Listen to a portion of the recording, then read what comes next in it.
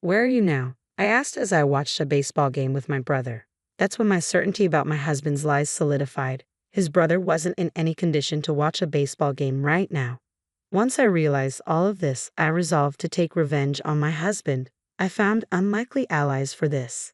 My name is Sarah. I'm 27 years old, a nurse at a university hospital. All jobs are tough, but being a nurse means dealing with people's lives. While I don't directly intervene as a doctor would, the everyday support and minor treatments I perform come with a weight of responsibility not much different. When I was in elementary school, I had to be hospitalized due to an illness. Despite being young, I felt a lot of anxiety, crying alone when my parents couldn't visit me due to work. But the nurse who cared for me saved my heart during those times. "Sarah, it's okay if you don't hold back when you're feeling lonely. It's definitely going to get better. Let's hang in there a little longer," she'd encourage me every day. Thanks to her, I overcame the hardships of my hospital stay. After being discharged, I admired her and decided to become a nurse. I studied hard to achieve my dream, and now it's been 5 years since I've become a nurse. The job is certainly challenging, but every time I see a patient smile, I genuinely feel glad to be doing this work.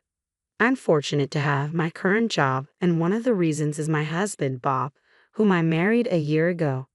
I first met Bob at a party, and once we started talking, we found out we had a lot in common. We hit it off pretty quickly, leading to us dating.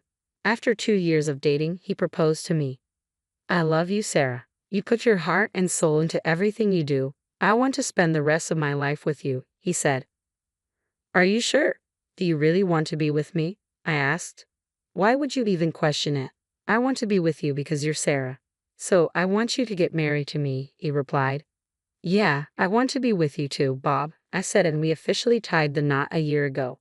But there's one thing that's been bothering me. He doesn't get along well with his parents. Ideally, we would have wanted to hold our wedding ceremony when we got our marriage license, but he refused. He didn't want to have anything to do with his parents. So when we went to pay a visit to his parents to announce our marriage, it was hard to set a date. We somehow managed to pay a visit, but my husband was in a bad mood the entire time, and we only stayed for 30 minutes. We ended up getting married without having much of a conversation with my in-laws. Of course, I'd like my in-laws to attend our wedding ceremony too. So, I decided to be honest about how I feel. "Bob, can we talk for a moment?" I asked. "What's up?" he replied. "It's about your parents. We also have the ceremony to think about, so I think we should go see them and have a proper discussion," I suggested. My husband let out a deep sigh and responded with an annoyed expression. "Didn't I tell you before that I don't want to talk about my parents? As far as I'm concerned, I don't care if we don't invite anyone to our wedding. But we should at least invite your parents, Bob. That's enough. If you insist on having family members there, we can just ask my brother. Isn't that good enough?" I reasoned. "Well, I'd love to have your brother attend, but you're really persistent, Sarah. This is a matter of my family, so please don't meddle too much," he said with another sigh before leaving the living room. Alone in the room, I slumped on the couch, staring blankly at the ceiling, overwhelmed by a feeling of emptiness. It was such a shame that we were distant from my father-in-law and mother-in-law. They were such nice people. I wanted them to attend the ceremony, but what could I do to make my husband understand? Even after countless attempts, whenever I suggested, "Let's go see your parents," my husband flat out refused. At some point, he would get angry just by mentioning them. One day, my brother-in-law and his wife were coming to visit us at our apartment. We had dinner together once when we reported our marriage, but although they lived in a neighboring city, it was the first time they visited us since our marriage. After 10 o'clock, our apartment buzzer rang. When I opened the door, there stood my brother-in-law, Jake, and his wife, Emily. "Hello, Jake. It's been a while," I greeted. Jake showed a bright smile. "Hey, Sarah. Long time no see. I apologize for dropping by unexpectedly. Hope you don't mind." "Oh, not at all. Bob is waiting inside. Please come in," I replied. "Awesome, thanks." "Well, here I come," said Jake, following me inside. Emily took off her shoes and called out a greeting, but there was no response from her. "Did she not hear me?" wondered Emily. "She didn't talk much last time we met either. I wish we could be better friends." As they enjoyed some casual chatter while having cake, the atmosphere began to lighten. Since they decided to have lunch, I started preparing the meal. As I was getting things ready, my brother-in-law entered the kitchen. "Sarah, I heard from our folks you haven't visited home since you got married, he remarked. Ah, yes. Well, it's Bob, isn't it? He doesn't get along well with Dad, right? I admitted. That's right. I want my in-laws to come to our wedding, but Bob is hesitant, I confessed. Upon hearing my words, my brother-in-law made a troubled face. After pondering a bit, he said apologetically, I'm sorry. Bob's being stubborn. I wish there was something I could do about it. I'm sorry to cause you trouble, brother-in-law. No, I'm the one who should apologize for not being able to do anything. I'll try to talk to Bob about it indirectly. Really? Thank you. That would be a great help. Meanwhile, my husband and sister-in-law were having fun playing mobile games. Despite my worries, they seemed to be enjoying themselves. I started to feel frustrated with my husband. Just as my brother-in-law and his wife were about to leave, my husband spoke up in a stern voice. Hey, what's up? Did you say something to my brother? Why do you ask? When we were weaving, my brother said you should think about Sarah and confront our parents. You were chatting with him while making lunch, right? You stirred up something unnecessary, didn't you? With a look I'd never seen before, my husband glared at me. Silenced by the awkwardness, I was unable to respond before he continued. You know, isn't it unfair to talk to my brother about our parents, knowing that I don't want to be involved with them? No, I didn't mean. I'm turned off. I'm not feeling like doing the wedding anymore. What? What? I started, but he clicked his tongue loudly and left the house. He didn't come back until the next day. Since that day, my relationship with Bob has been strained. Our conversations dwindled to the bare minimum, and the once light-hearted atmosphere was gone. Then my husband's absences began to increase gradually, especially on holidays. He was almost never home. Suspicion crept in as he started going out more often. Gathering my courage, I decided to confront him. Hey, you've been going out a lot on your days off recently. Where do you go? I asked. Does it matter? Do I need to report everything to you? He replied sharply. What's with that tone? Do you have a reason you can't tell me? I pressed, half-jokingly. His eyebrows shot up at my question. Flustered, he stammered. I've been going to my parents' house. Parents' house? Bob's, I clarified, surprised. Really? I mean, with the wedding coming up, Sarah wanted my parents to join us, remember? He explained hastily. Well, yeah, but if that's the case, shouldn't I go too? I inquired. No, it's fine. My parents would feel uncomfortable with Sarah around anyway. That's the situation, so don't worry about it. He ended the conversation almost forcefully, leaving no room for my input. After that, he continued to visit his parents' house on his days off. I expressed my desire to accompany him, but he never agreed. Then, one day while I was at work in the hospital, a familiar patient was brought in on an emergency basis. What? Brother-in-law? I exclaimed, recognizing him. Even when I called out to him, his response was sluggish and his body temperature was high. He was also having mild convulsions. According to the doctor, it was probably heat stroke. I quickly tried to call his wife, but there was no answer, just continued ringing. I was sure his wife was a homemaker, so why wasn't she picking up the phone, especially when my brother-in-law was in such a condition? What should I do?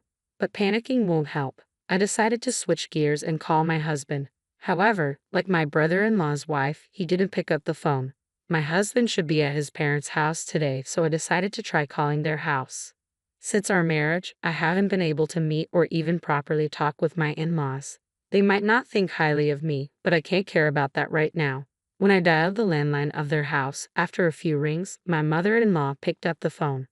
This is Sarah. I apologize for not being in touch for so long, mother-in-law. Oh, Sarah, it's been a long time. Have you been doing well? Yes, thanks to you. I'm sorry I haven't been able to visit. Don't worry about that. I'm glad to hear you're doing well, Sarah. And is Bob doing well? Yes, he's well. Wait, what?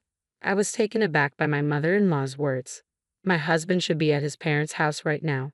Confused, I hesitantly asked my mother-in-law, Mother-in-law, isn't Bob there now? Bob? I haven't seen him since he introduced you when you got married. What? I thought he's been visiting almost every week. There's no way you know Bob dislikes us, don't you, Sarah?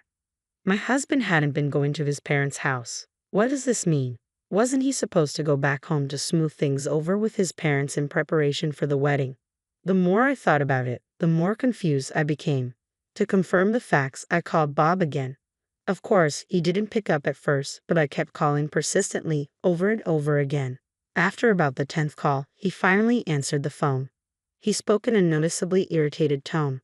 What is it? You keep calling. I'm busy. Busy? Even though you haven't even been to your parents' house? Ha, how do you? I just had a chat with my mother-in-law on the phone. Hey, what's the deal? It's not just today. You haven't been visiting your parents' home all this time, right? Well, that's. Explain it properly. Where are you right now? As I waited silently for his answer, my husband nonchalantly said, I'm watching baseball with Jake. Baseball? Yeah, you can hear it, can't you? The cheaters of watching the game. Jake and I are having a blast right now. At that moment, waves of pent-up anger overtook my restraint. Indeed, behind my husband, lively voices could be heard. Judging from the sounds, it seemed true that they were at a baseball game. But that's not the issue. The main issue was that my husband was lying big time. How should I confront him, holding back my anger?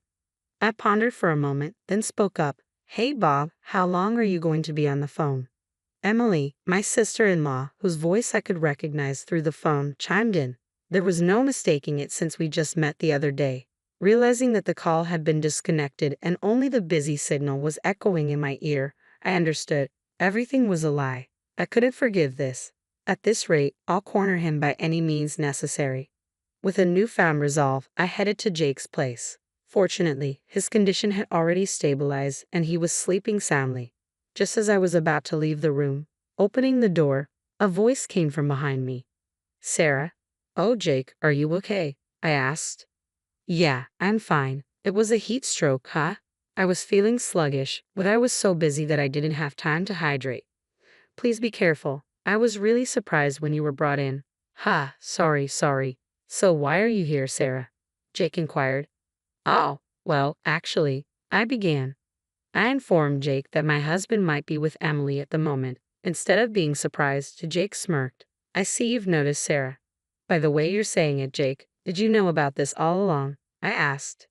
Yeah, well, I found out about a month ago, and I just started gathering evidence. But I've got more than enough evidence now, so don't worry, Jake reassured me. I see. I'm sorry. I didn't know anything, Jake admitted. No, it's okay. I was waiting for the right timing to tell you because I thought it would be too harsh on you. Though it turned out this way, I feel like I can finally move on. I replied weakly, though I felt an immense dislike for the two who made Jake and me feel this way. Jake laughed weakly, but he seemed somewhat lonely. At the same time, I waited for my brother-in-law's recovery, and then we headed to his parents' house together. Upon explaining the sequence of events to my in-laws, they were momentarily at a loss for words. After learning the truth, with apologetic looks, they began to apologize. Sarah, we're sorry for our foolish son's affair. We never expected this to happen, they said. Please don't apologize. I'm okay, I assured them. But right, honey? Yes, apologies won't fix this. We're truly sorry, my husband's father added. It's okay. Instead, would you lend me and your son a little help? I proposed to my in-laws. My brother-in-law and I each made simultaneous calls to his wife and my husband. Perhaps surprised to be called at the same time, Emily and my husband picked up the phone immediately. Hello? Sarah, what's up? What do you mean, what's up? You're with Emily right now, aren't you? I confronted my husband. What are you talking about? Why would I be with my brother's wife? He replied, but I heard Emily's voice in the background. When I called earlier and your brother knows everything, we've got concrete evidence of the affair, I asserted, my anger boiling over. Despite the evidence, my husband kept spouting nonsense, claiming it was a misunderstanding and he just happened to run into her. I was fed up with his lack of remorse and his constant prioritization of self-preservation, even at this point. Out of sheer anger and feeling betrayed, I raised my voice. Shut up. Misunderstanding. What are you saying? At this point, do you think such excuses will work? You took advantage of my feelings and betrayed me in the worst possible way. I will never forgive you. I'm divorcing you, you scum.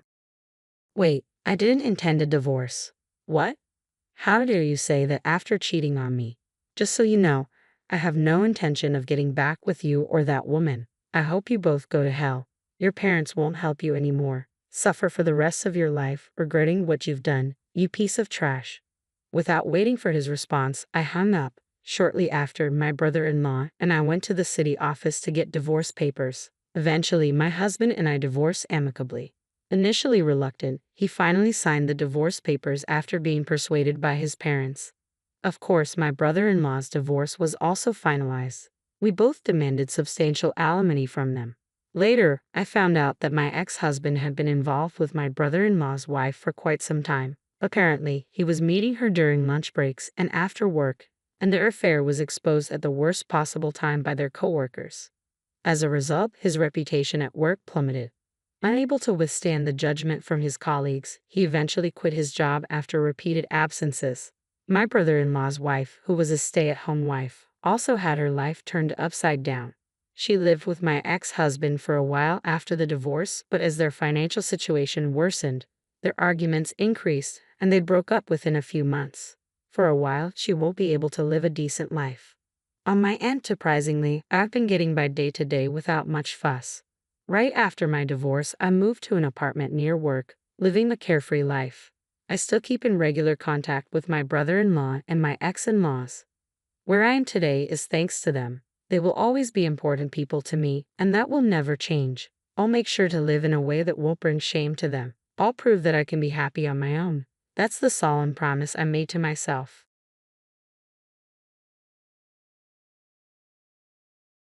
My name is Ashley, and at 27, I found myself navigating the dynamics of a family business intertwined with marriage.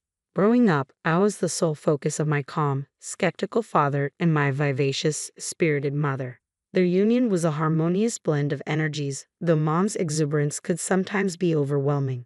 When I married son, whom I met through a friend, I hoped for a marriage akin to the vibrant one my parents shared. Son's family owned a renowned French restaurant chain in New York City, contrasting with my family's more modest ventures in the food industry. While dating, Son's tales of restaurant life and ambitions were captivating.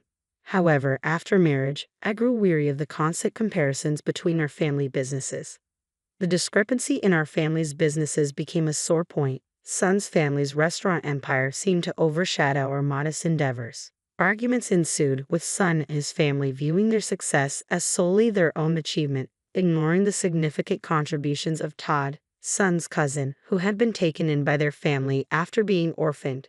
Todd, often referred to as a brother by Son but treated more like a servant, played a crucial role in the success of the family business. Yet he was overlooked and underappreciated. My mother-in-law, burdened by the knowledge of Todd's situation, expressed her concerns to me, unable to openly confront her husband and son. Despite their essential roles in the business, Todd and my mother-in-law remained humble and kind. Todd's competence and my mother-in-law's wisdom were evident, yet they were forced to operate under the shadow of Son's incompetence and his father's arrogance. Son's ineptitude in managing the business contrasted sharply with Todd's skillful handling of day-to-day operations. Employees respected Todd, often resisting Son's unreasonable demands. Behind the scenes, Todd and my mother-in-law worked tirelessly to salvage the business while, during a visit to my hometown, I found myself sharing my marital woes with my parents over a comforting bowl of potato soup. My mother, sipping her soup with gusto, didn't mince words. "Ashley, just get a divorce and come home." My father, though wearing a bitter smile at her bluntness, remained silent. It was too soon to entertain the idea of divorce. After all, we hadn't even been married for 6 months. Disappointed in both Judson, my husband, and my father-in-law, I found solace in the kindness of my mother-in-law and Todd. "I can't just easily get a divorce," I replied with a wry smile, knowing the complexities of my situation. But my mother, undeterred, suggested I leave Judson and join them at their pizza shop. I protested vehemently, while my father, ever the gentle soul, inquired about my troubles. As I poured out my frustrations about Judson's dismissive attitude towards me and his unwarranted suspicions of my relationship with Todd, my mother-in-law shared some revealing insights. She recounted a past incident where Judson, driven by his insecurity and rivalry with Todd, unjustly fired a female employee who had garnered Todd's admiration. My mother's animated nature, a trait she had carried since childhood, provided a welcome distraction from my troubles. I reminisced about how her vivacious personality had initially intimidated potential suitors until my father, drawn to her energy, had become her steadfast partner. Their love story, peppered with anecdotes of youthful charm, lifted my spirits. As we sat together, conversing warmly, I couldn't help but feel a glimmer of hope amidst the chaos of my marriage. My parents' unwavering support and my mother's infectious spirit reminded me that, despite the challenges, there was still light to be found in the darkness. I recalled an important matter and asked if I could bring Judson, my father-in-law, my mother-in-law, and Todd to my parents' home. It would be their first visit to my childhood home, and my mother-in-law eagerly expressed her desire to reconnect with my parents. Judson reluctantly agreed, and to my surprise, Todd, showing interest in making pizza, volunteered to join us. I suspected he wanted to ensure Judson behaved himself. My parents gladly agreed, excited to showcase the deliciousness of our pizzas. Mom, perhaps a bit too enthusiastic, exclaimed, "Of course. We'll make them realize how delicious our pizza is." I chuckled, knowing her excitement could sometimes be overwhelming. So we found ourselves at my parents' pizza shop, unaware of the brewing tension ahead. Todd, usually the peacemaker, was ready for any storm that Judson might brew. The moment Judson laid eyes on the quaint pizza shop, he couldn't help but sneer. "Still as old-fashioned as ever," he remarked, fortunate that my mother wasn't there to hear his comment. Knowing her fiery spirit, she might have banned him from the shop on the spot. Ignoring his snide remark, I led everyone inside. Mom greeted them cheerfully, welcoming them warmly. "Long time no see, Judson. Ashley has told me a lot about you," she said, her words laced with sarcasm that Judson seemed to miss entirely, much to Todd's subtle amusement. As Mom continued with her warm greetings, she turned to Todd, remarking on his appearance. "You're Todd, right? So tall and handsome. You look like a model," she exclaimed, overwhelming Todd, who offered a puzzled smile in response. Politely, he thanked her and joined the rest of the group. Meanwhile, Dad was busy preparing pizzas while Mom attempted to serve some drinks and popular side dishes.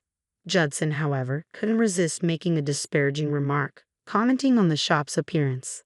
"Build the store on your mother's old and dirty," he scoffed, displaying his usual lack of tact. My emotions churned with a mix of anger and apprehension as I watched my mother prepare drinks right in front of me. I couldn't bring myself to meet her gaze, so consumed was I by fear. Then, amidst the tension, a menacing voice sliced through the air, demanding a repetition of an earlier remark. My usually cheerful mother's tone dripped with quiet fury, sending shivers down my spine. Despite attempts from my mother-in-law and Todd to intervene, my father-in-law brazenly echoed his disrespectful sentiment, deeming both the shop and its proprietor unfit, even suggesting the risk of food poisoning. My mother, seething with rage, abandoned the drinks and retrieved a 1-liter bottle of wine, her demeanor sharp as she confronted my father-in-law, warning him of dire consequences if he continued his insults. Startled by her forcefulness, he attempted one last jab at her appearance before my mother, fueled by indignation, made a move to retaliate. With a swift intervention from my father, disaster was narrowly averted, but the damage had been done. My father-in-law and Judson, sneering in disdain, exited the shop, leaving a cloud of tension in their wake. Despite my mother's impulse to pursue them, my father and I held her back, struggling to contain her fury. Amidst the chaos, my mother-in-law and Todd offered profuse apologies, though I knew the fault lay not with them but with the condescending attitudes of my father-in-law and Judson. Their callous remarks had ignited the conflict, leaving me seething with anger and hurt. Recognizing my turmoil, my mother-in-law addressed me, expressing regret and suggesting divorce as a viable option for my well-being. Todd, in his quiet manner, echoed her sentiment, recognizing the pattern of such incidents. As I wrestled with conflicting emotions, torn between loyalty to my family and the turmoil within my marriage, the regretful expressions on my mother-in-law and Todd's faces mirrored my own internal struggle. Contemplating divorce, I couldn't shake the guilt I felt for my mother-in-law and Todd. As my father and I struggled with what to do next, my mother cut through the tension with her blunt observation, "You two don't seem happy, especially Todd. You can leave whenever you want, right?"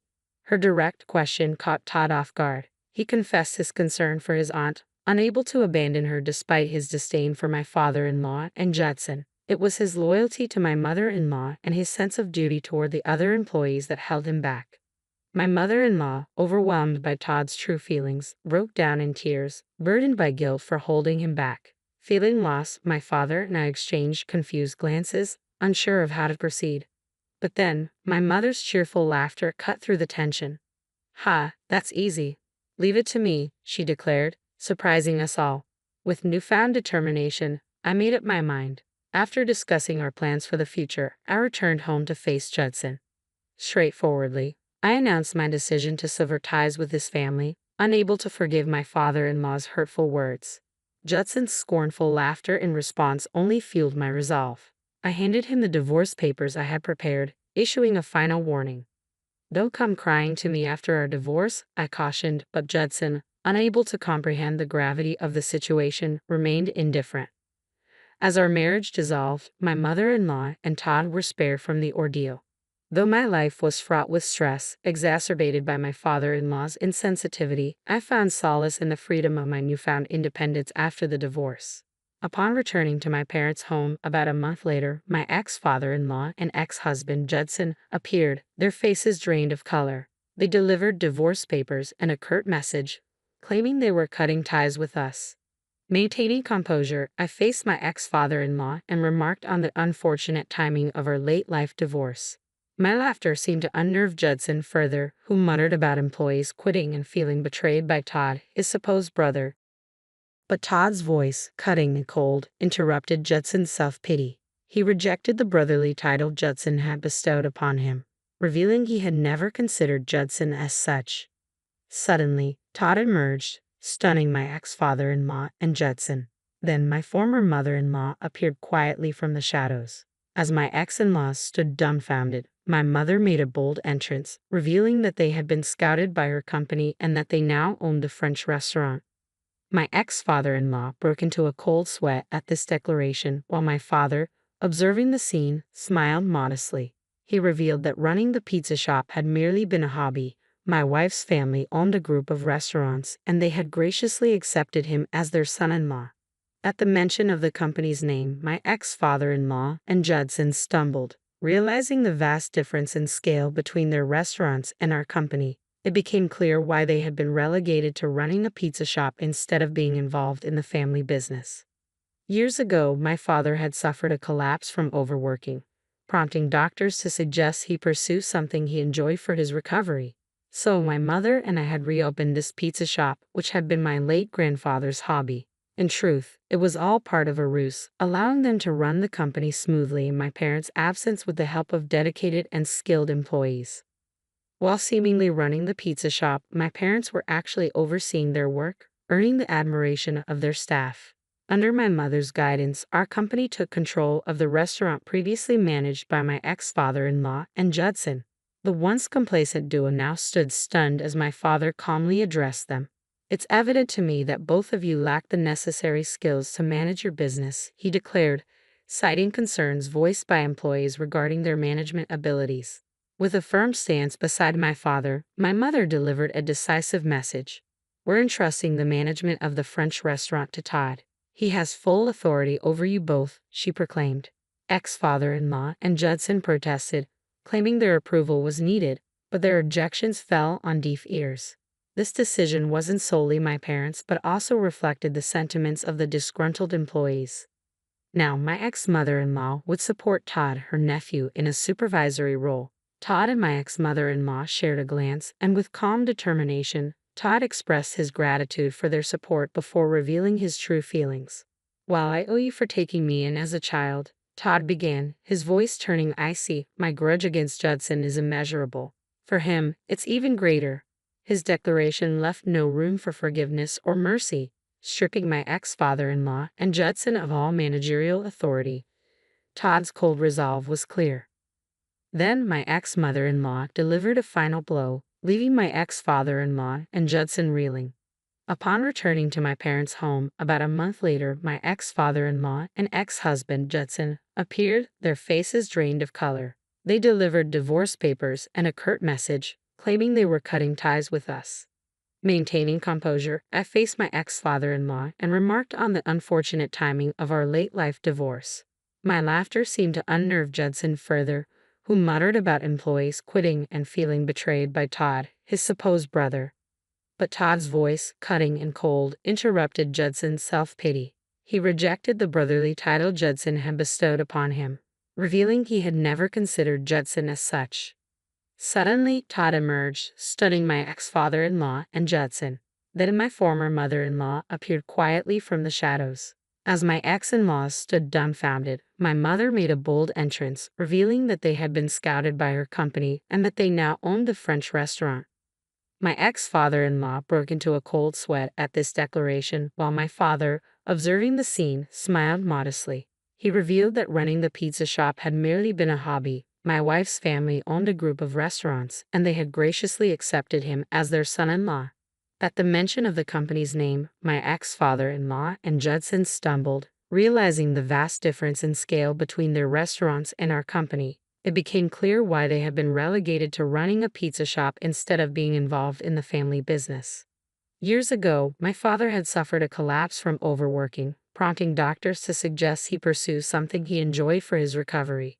So my mother and I had reopened this pizza shop, which had been my late grandfather's hobby. In truth, it was all part of a ruse, allowing them to run the company smoothly in my parents' absence with the help of dedicated and skilled employees.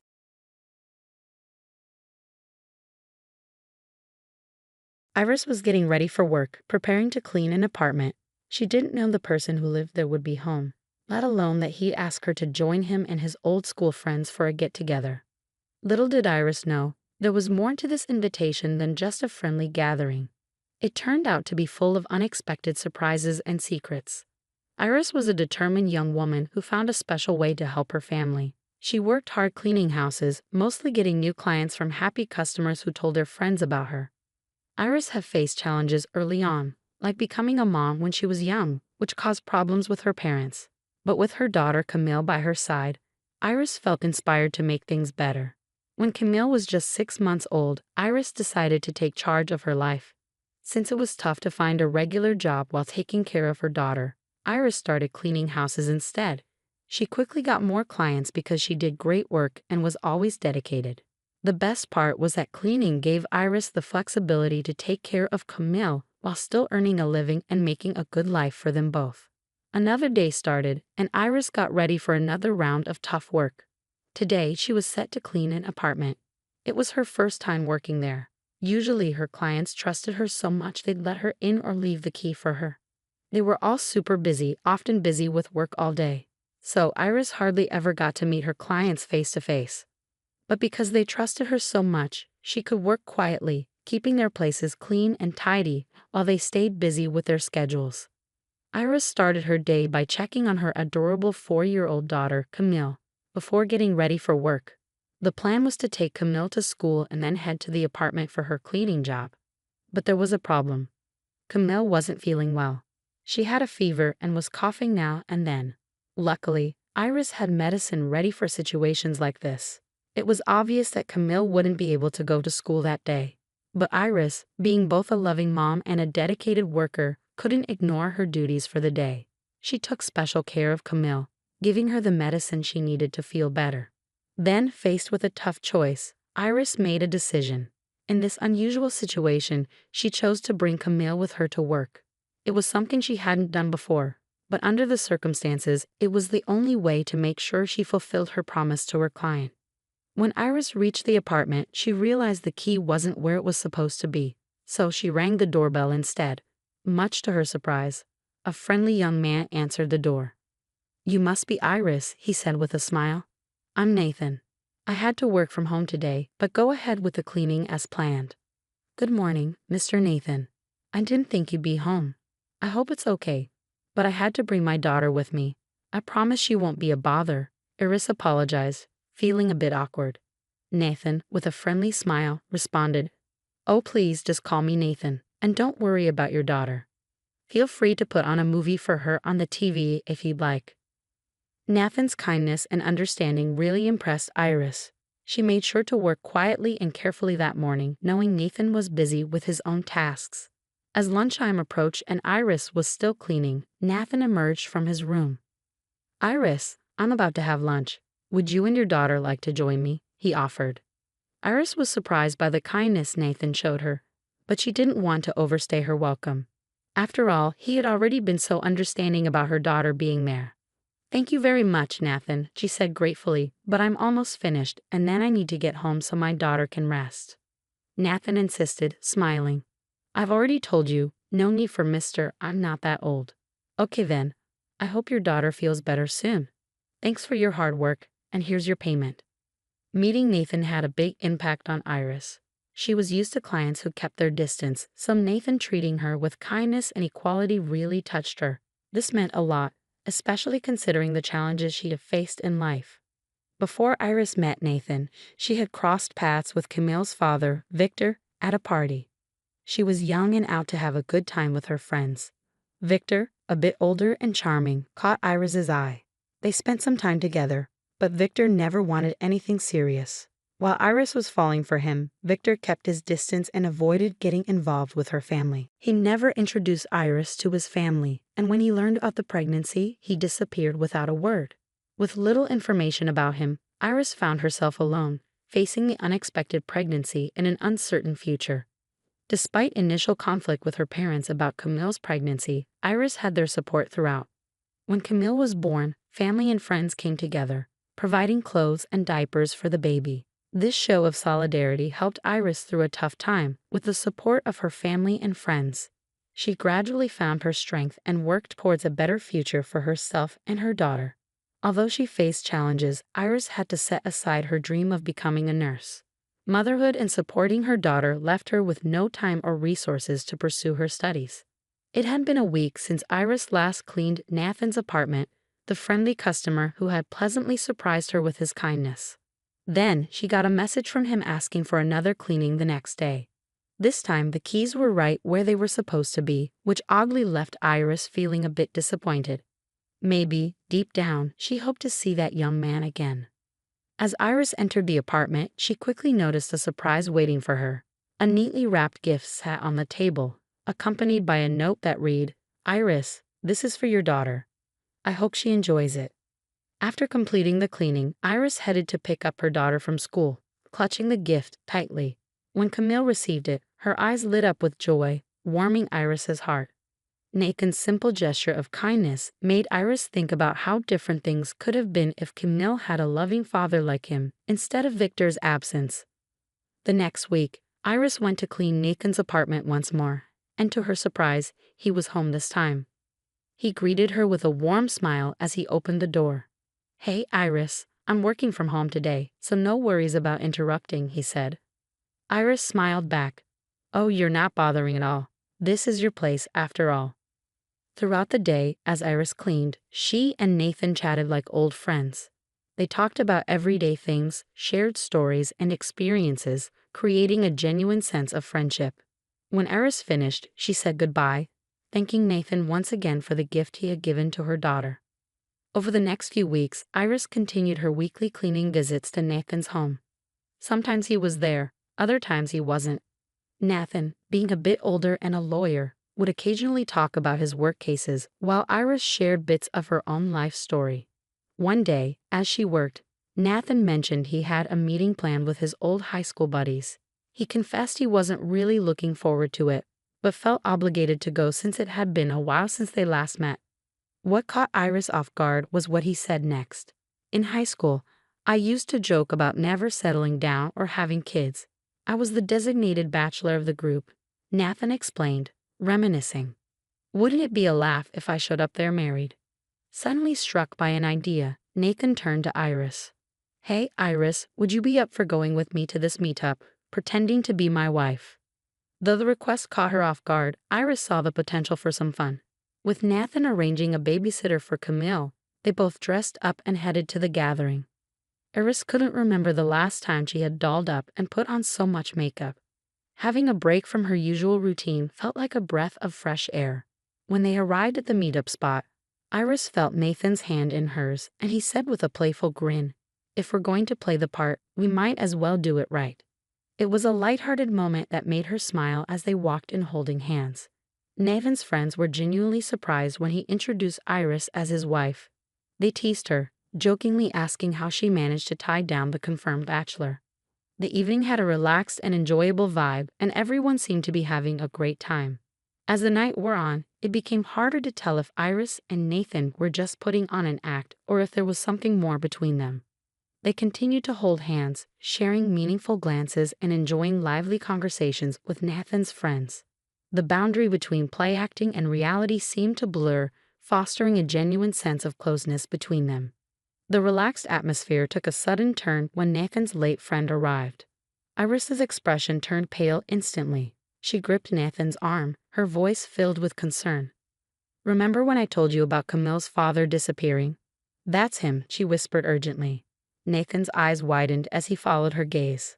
"But that's my old friend Victor," he exclaimed. "He's the one who left you?" Iris asked, disbelief in her voice. Nathan didn't hesitate to leave, and Iris readily agreed. As they made their way out, they ran into Victor. Seeing Nathan with Iris, Victor recognized her despite the years that had passed. In a disrespectful tone, he sneered, "Hey, Nathan. What's with you and this gold digger? Looks like she finally found someone to scam." Knowing Iris and her character, Nathan firmly defended her. "Victor, you'd have no right to insult Iris. She's hardworking and honest. Now, if you'll excuse us, we're leaving." With that, he walked away with Iris, leaving behind Victor's hurtful words. Nathan's protective stance strengthened their bond, showing his loyalty to Iris as a friend. Once they were in the car, emotions were more in check. Iris thanked Nathan for standing by her side during that tough moment. Victor has shown his true colors as a complete scoundrel who needs to face up to his responsibilities. "I can assist you in making him acknowledge Camille as his daughter," Nathan offered. But Iris's response caught him off guard. "I've often wondered what it would be like if Victor had stayed with me and been a father to Camille. But today, I realize I don't want that man in my life, let alone in my daughter's life. I've been working hard and managing to take care of her without his help. She doesn't need a father who rejected her." Nathan gazed at Iris with admiration and asked, "And what about me, Iris? Do you want me in your life?" "Yes, Nathan. I want you to be a part of my life," Iris replied, her smile radiant. Their lips met in a sweet, passionate kiss, marking the start of a new chapter for them. Their bond deepened as their relationship blossomed, and Nathan felt he had found someone to build a future with. Camille, Iris's daughter, grew to love him too, and their family bond grew stronger. Eventually, Iris and Nathan decided to marry, a moment of joy and fulfillment. It also meant Iris could pursue her dream of becoming a nurse. The tale of Iris, Nathan, and Camille carries a poignant message about leaving the past, embodied by Victor, behind. At times, those who should stand beside us fail to meet their obligations, causing hurt and disillusionment. Yet, it's crucial to understand that we aren't defined by the actions of those who've wronged us. Iris refused to let Victor's absence shape her and her daughter's future. Instead, she focused on crafting a nurturing and fulfilling life for Camille, with Nathan's unwavering support. If you enjoyed the story, please show your appreciation by liking and subscribing to the channel. Share your feedback by commenting with a number from 1 to 5 to indicate your level of satisfaction. Also, check out the video currently displayed on your screen. Until next time.